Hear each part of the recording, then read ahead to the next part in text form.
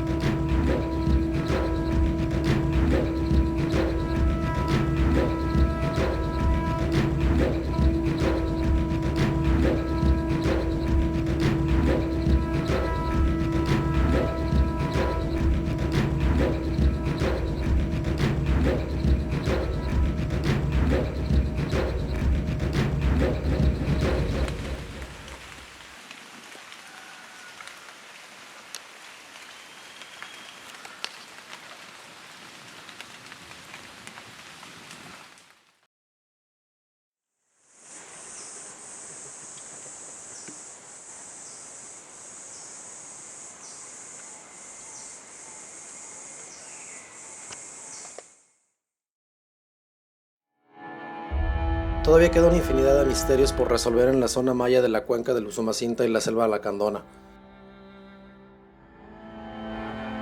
El área comprendida por los actuales estados mexicanos de Tabasco y Chiapas, así como el extremo noroeste de Guatemala, albergan las ruinas de lo que fueran las capitales de importantes áreas de influencia, como Palenque, Toniná, Piedras Negras, Bonampak y Exchilán, entre muchas otras. Por fortuna, los más sabios de entre los antiguos habitantes del Mayab desarrollaron una misteriosa técnica que, una vez descifrada, agregaría más piezas al rompecabezas. Estoy hablando, por supuesto, de la escritura. Gracias a luminarias del siglo XX como Yuri Konorosov, Joyce Marcus, David Kelly y David Stewart, solo por mencionar algunos, por fin conocemos una gran cantidad de datos que van esclareciendo el panorama. A ellos les debemos el poder leer, por ejemplo, las fechas de los acontecimientos más importantes ostentados en estelas, dinteles y monumentos, así como los linajes reales más importantes, las hazañas de sus gobernantes y guerreros, y los nombres de los personajes capturados, así como su rango y de dónde provenían. Pero es a Heinrich Berlin y a Tatiana Proskuriakov a quienes debemos principalmente el poder conocer una buena cantidad de lo que se denominó glifos emblema, que indican los nombres de las antiguas capitales plasmadas en estuco y piedra. Es por estos avances que ahora conocemos el nombre original de varios sitios de la zona Usumacinta selva lacandona, así como las relaciones que tuvieron con otros reinos. Ya sea por guerras, comercio, matrimonios o supervisión de entronizaciones, las interacciones están inmortalizadas en piedra.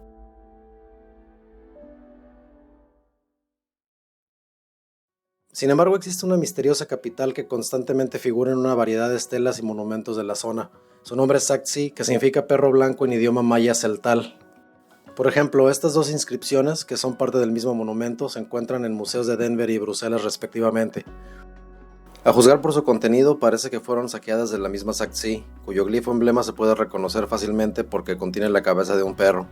Hay otras maneras de representarlo, pero eso lo vamos a ver más tarde en el video.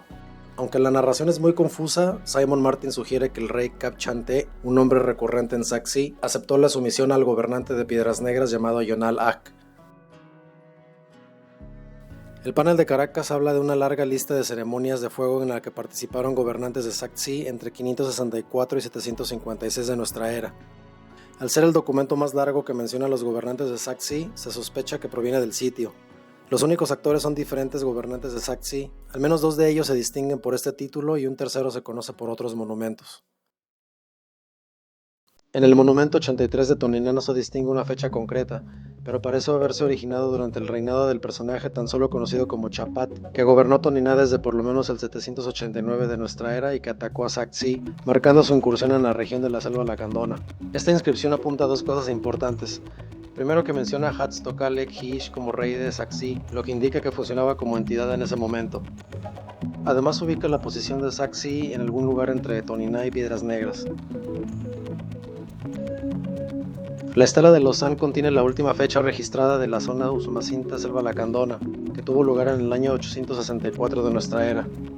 A juzgar por sus inscripciones es posible que provenga no de Sak-Tsi, sino de un estado vasallo del sitio. Aquí se detalla el linaje de por lo menos 7 gobernantes entre 564 y 864 de nuestra era, e incluye la última mención de Sak-Tsi. Es posible que esta sea la inscripción más importante para entender la situación política entre el Cayo, Saxe y Piedras Negras en la segunda mitad del siglo VIII, de acuerdo con los epigrafistas Simon Martin y Nicolai Grube. Por su estado de desgaste es difícil saber con exactitud, pero puede deducirse que se trata de una ascensión al trono de un gobernante del Cayo en la que participó un gobernante de Saxe. Es posible que los más despiertos entre ustedes hayan percatado de que en 2 de las 3 instancias del nombre Saxe incluidas en este panel no figura la cabeza de perro que mencioné antes. Esto se debe a que los mayas tenían diferentes maneras de escribir. En las diferentes versiones del glifo emblema de Saxe, por ejemplo, la sílaba en común es Sac, que puede usarse para construir otras palabras y por sí sola significa simplemente blanco. De manera similar, Tsi es una sílaba que puede usarse como parte de otros gramemas, pero sola significa perro. Es decir que perro y por lo tanto Saxe tienen 2 maneras de escribirse, mediante su signo silábico o usando su logograma. Recuerden esta información porque va a ser relevante más tarde. Las 2 figuras de arriba simplemente señalan que se trata de un reino. Por cierto, todas estas referencias externas a Saxe las obtuve de un recopilado de Peter Viro, titulado Saxe en las inscripciones glíficas del periodo clásico. Les dejo el enlace en la descripción. Pero incluso después de tantos siglos, y aunque no lo crean, la pregunta sigue en el aire. ¿Cuál será la ubicación real de la elusiva y misteriosa capital del reino de Saxe? Esta vez me dirigí a visitar un posible candidato. Es una ruina cuyas construcciones principales se encuentran distribuidas en lo alto de colinas en la zona montañosa de la selva lacandona. El sitio fue redescubierto en la década de los 90 y recibe el nombre de Plan de Ayutla por ubicarse dentro del ejido del mismo nombre. Esta vez emprendí la misión en el corazón de la zona maya Chontal, la ciudad de Villahermosa, Tabasco. Desde ahí inicié una travesía de más o menos 300 kilómetros atravesando la ya parcialmente deforestada selva lacandona, pasando por Palenque.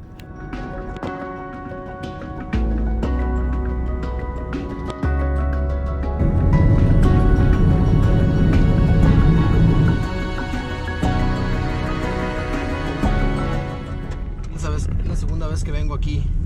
A ver si está como lo dejé. Hace unos 6 años que vine. Veamos.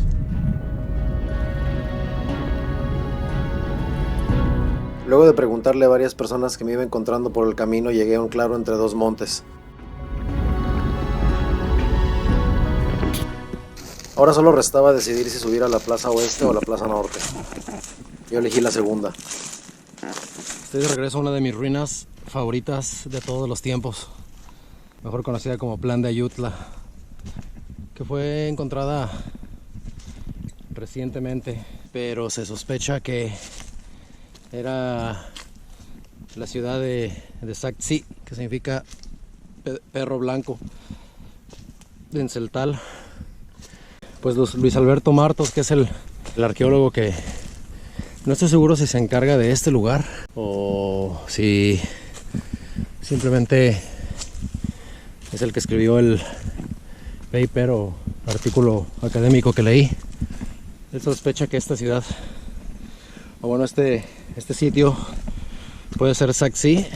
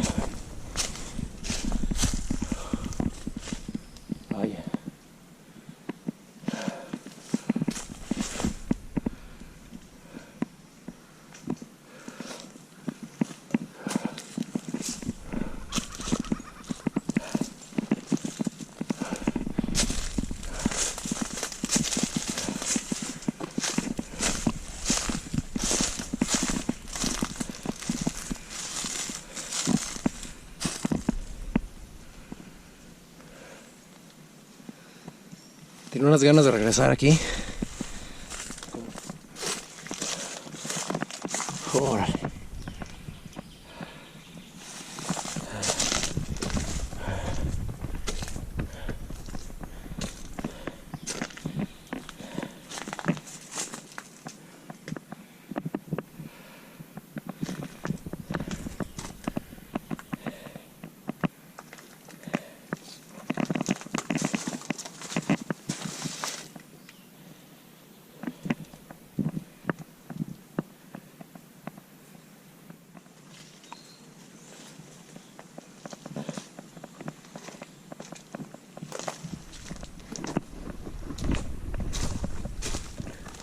Estamos aquí en la selva lacandona. Es una... se puede notar por las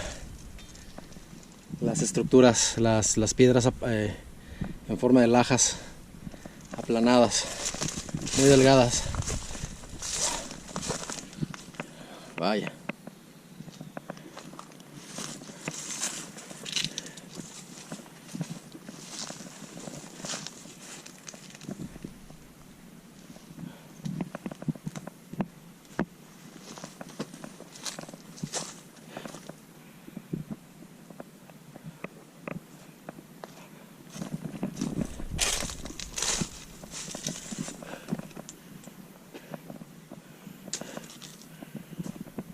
Estuco, todo esto tuvo estuco. Ya vi las avispas por ahí. Así que bueno, no voy a meterme, pero ahí pueden notar. Ya lo han visto en muchos de mis videos. La estructura de este tipo el interior de estos recintos. Lo que sí me gustaría llevar documentado es que efectivamente parece que esto fue pintado de negro. No parece que sea el moho. Qué interesante. Bravo a quien se haya encargado de esto. Ese es el estuco nuevo, o bueno, el yeso o el emplaste nuevo y el antiguo. Qué interesante. Todavía tiene partes de color negro.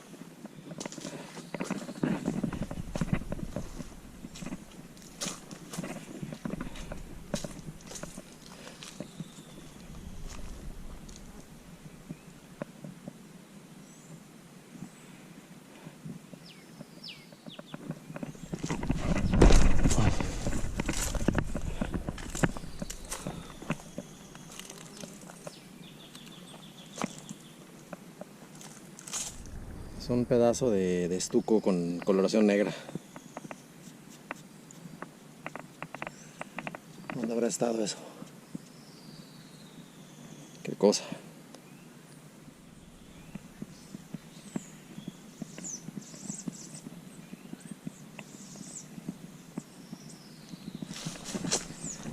Y aquí en medio, pues obviamente hay un espacio. Y nada más quiero que vean esto. Esta es una plaza detrás de estos dos edificios, estas estructuras, pero miren nada más esta de allá. Me parece que es el 31, edificio o estructura 31. Y tiene un patrón bastante interesante. Este es un patio. Un patio real, seguramente. No, sí, definitivamente, pues estos eran cuartos reales, no cualquiera vivía aquí. Pero vamos allá.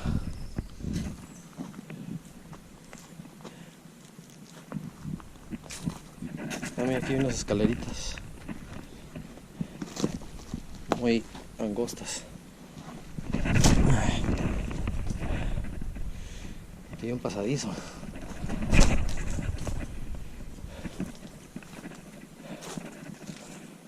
A ver si no hay alguna limaña. Wow, esto no lo vi la última vez que vine. Ah, caray. Sí, hay una víbora.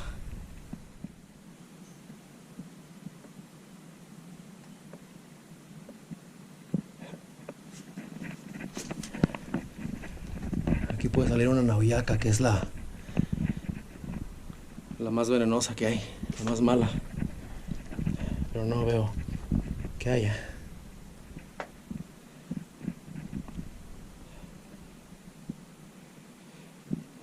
Si supieran el calor que hace aquí.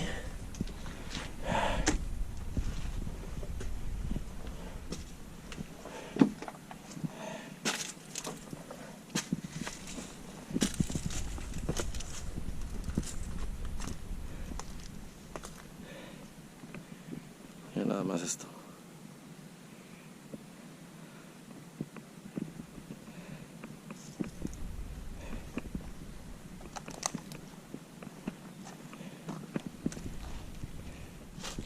Vamos, qué preciosura de estructura.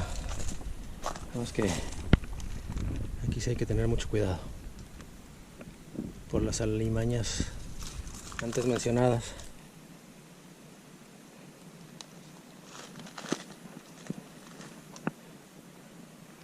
Y cada ruido que oigo me pone en estado de alerta porque no vaya a ser que sea cualquier cosa. Esta estructura está hermosa. Tiene unos hoyos ahí.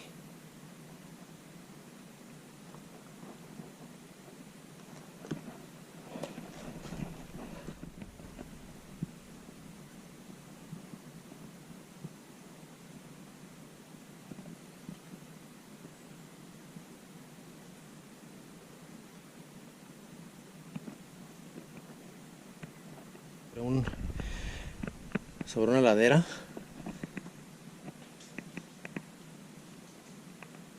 Se puede notar que son varios niveles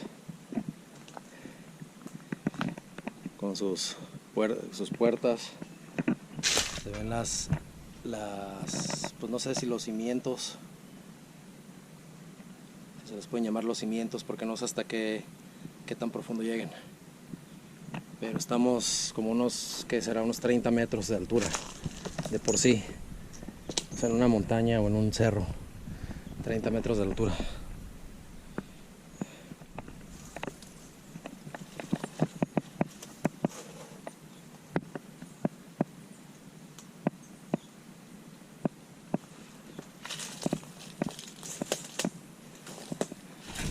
Esta capa de estuco, qué grande está, qué gruesa digo, está bastante increíble. Esta es la Acrópolis Norte, la ciudad en lo alto.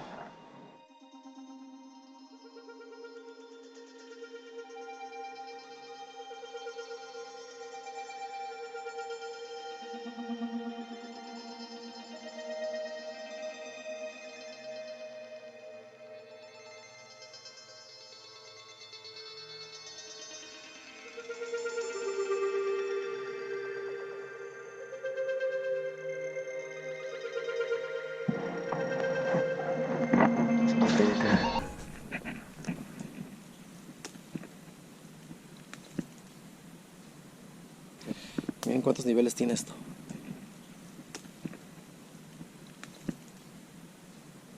Qué cosa tan impresionante. De este lado encontramos unas murallas, unas barreras. Es posible que tengan que ver con actitudes cada vez más bélicas entre los mayas en los últimos siglos del clásico. Aquí alguien vino a comerse su lonche.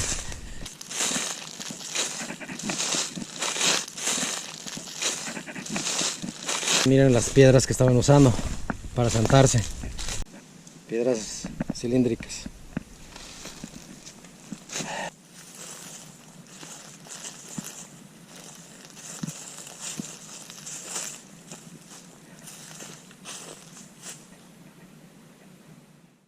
¿Cómo se sabe que es el estilo Usumacinta?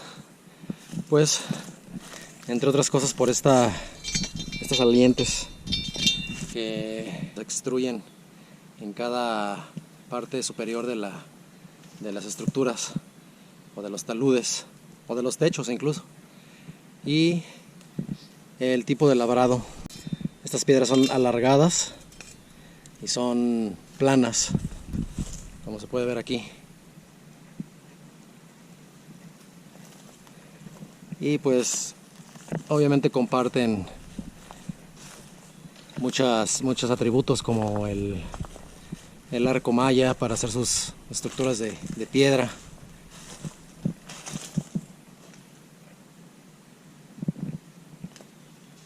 Y como que oí un gruñido.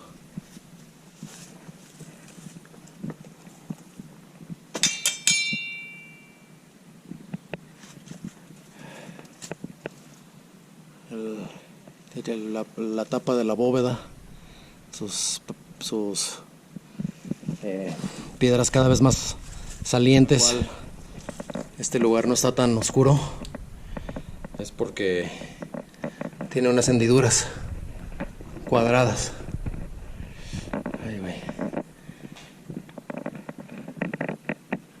Y parece que esto también estuvo pintado todo de negro. Qué cosa tan interesante. Es bastante grande esta bóveda. O sea, bastante grande en tamaño, de alto y de ancho.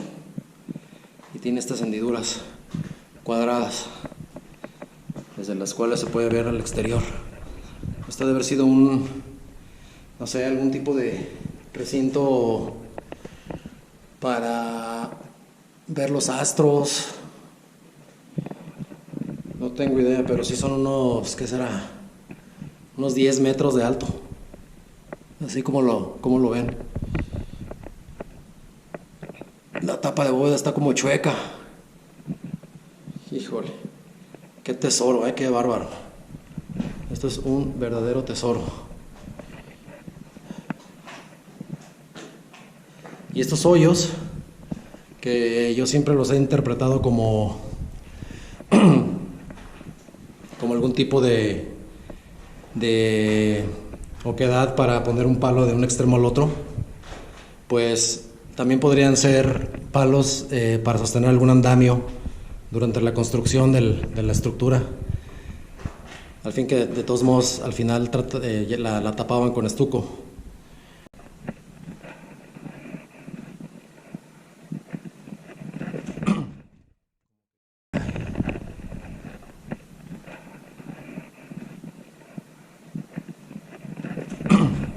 Como que hubo un recinto aquí que taparon, tal vez los mayas, pero también está pintado de negro. Muy interesante. O estuvo pintado de negro. De hecho aquí se ven aquí se pueden apreciar las manchas todavía en el estuco de pintura negra.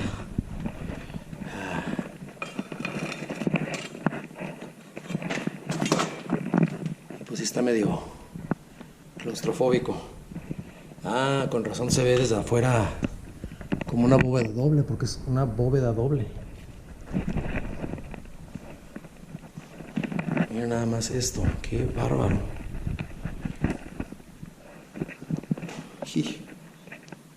Pintura negra hasta arriba. Nunca había visto una ruina con pintura negra. O sea que dentro de la estructura 31 hay dos bóvedas diferentes. Y esa pared parece que se puede caer en cualquier momento. Si se fijan, salimos de la estructura 31. Vamos a ver qué hay acá.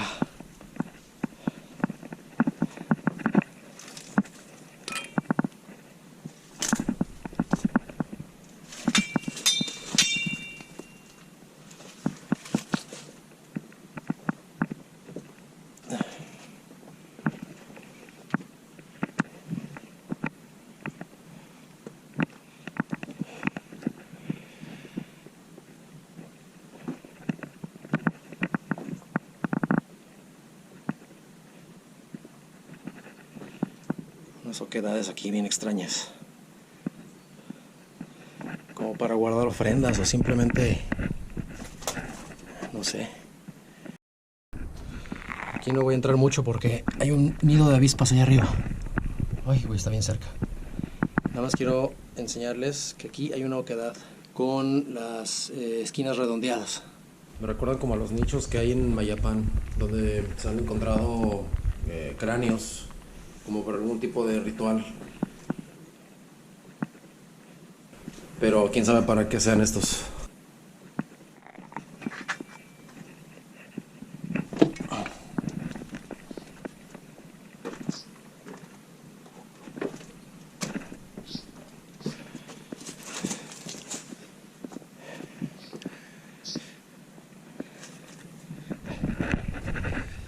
También figuran las ventanas tipo Ik, que se asocian con el dios del viento.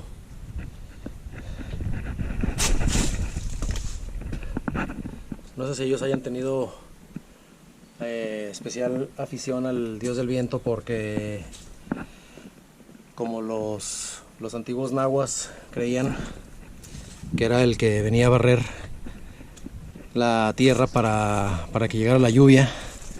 No sé si sea esa la razón, si compartieran esta filosofía, pero desde adentro se ve también estas formas como de T. Esto no se nota mucho desde adentro.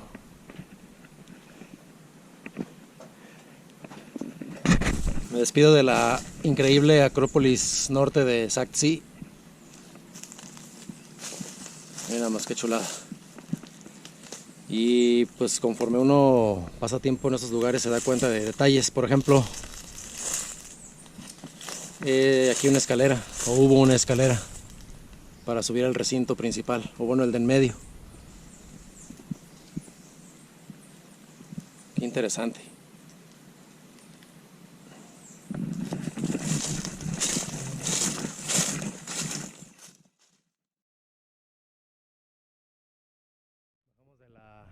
De la Acrópolis Norte, que se encuentra en esta montaña, en este monte, y cruzando este caminito pues vamos a la Acrópolis Oeste. Vamos a ver qué hay. Esta está más alta, como unos 20 metros más alto, así que vamos a ir a verla. Efectivamente encontré las escaleras de la Acrópolis Oeste. Vamos a ver qué nos espera.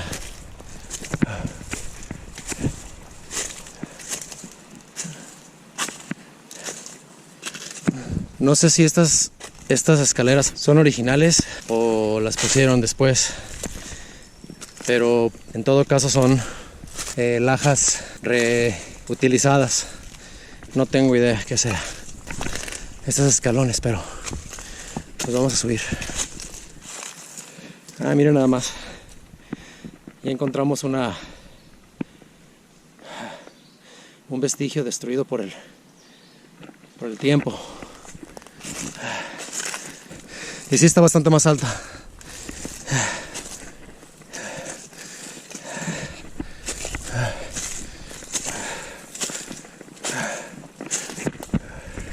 Esta es otra de esas ruinas en las que se tiene que subir. Es más difícil, pero es más bonito porque pues están más fuera del alcance de cualquiera y se siente uno como que va a llegar a Shangri-La en cualquier momento. Ahorita ya estamos fácil más alto que la Acrópolis Norte, que queda para allá. No se alcanza a ver, pero sí, seguramente, o mejor dicho, con certeza estamos más alto. Pero pues continuamos. Ahí se alcanza a ver ya el final. Llegamos a la Acrópolis Oeste. Mira más qué bonito. Qué cosa.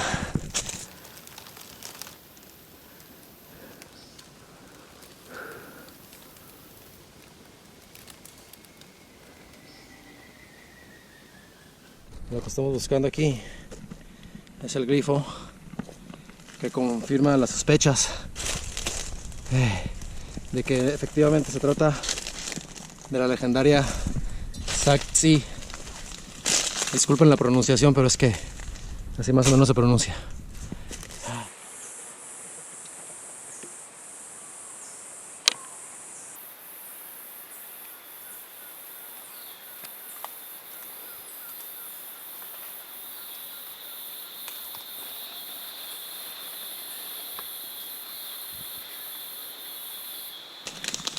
Wow. Arquitectura Usumacinta. Muy similar a la de Yaxchilán o incluso Palenque, que está aquí cerca. Yaxchilán está más cerca, pero toda esta zona se le conoce como el estilo Usumacinta. Estamos aquí a unos 60 metros de altura. Miren nada más este mascarón. Esto solía ser un mascarón.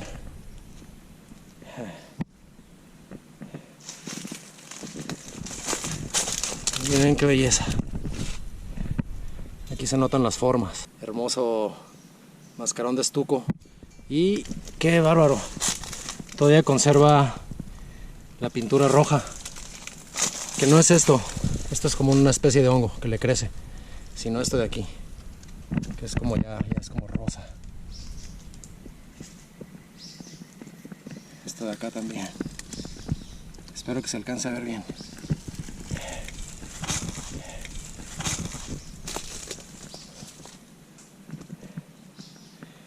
Ahora se supone que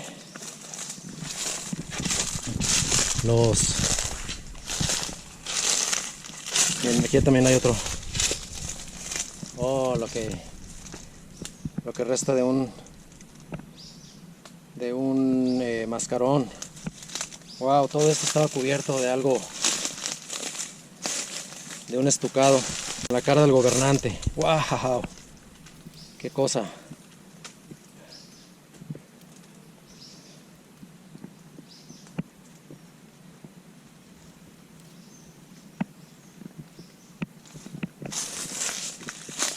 También parece una cara, parece una orejera. Híjole, no tengo idea qué sea,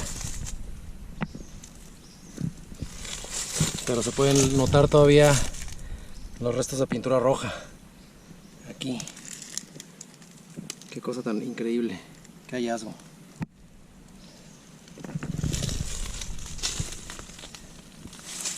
Pero lo más interesante es esto que pudo haber sido, no, que seguramente era la cara del gobernante o de alguien por lo menos importante, con sus orejeras, su tocado y pues aquí su cara. Se alcanza como que más o menos a vislumbrar un poquito de lo que fue.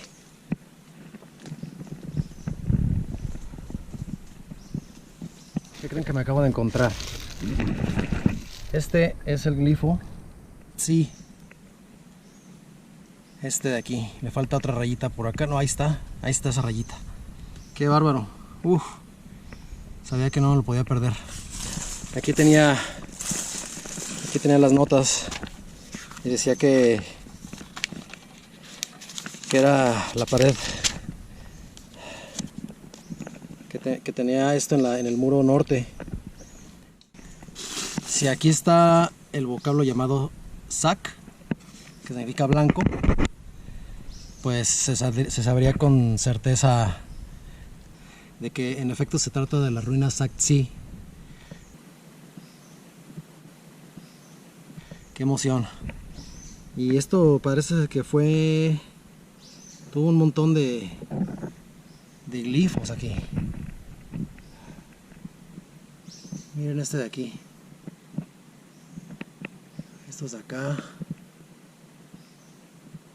Esto casi con certeza fue un ave. Wow. En ese pedazo estucado de ahí arriba también.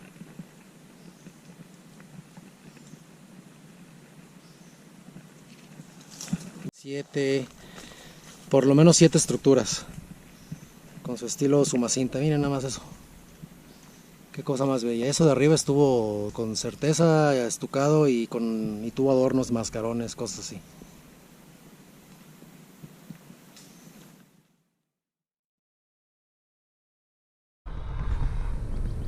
Y todavía siguen saliendo estructuras.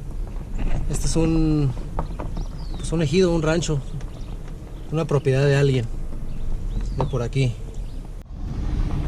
Y seguimos viendo ruinas. Esta es la Acrópolis Norte. Esta es otra ruina. De este lado, otra ruina más. Montículos por lo menos.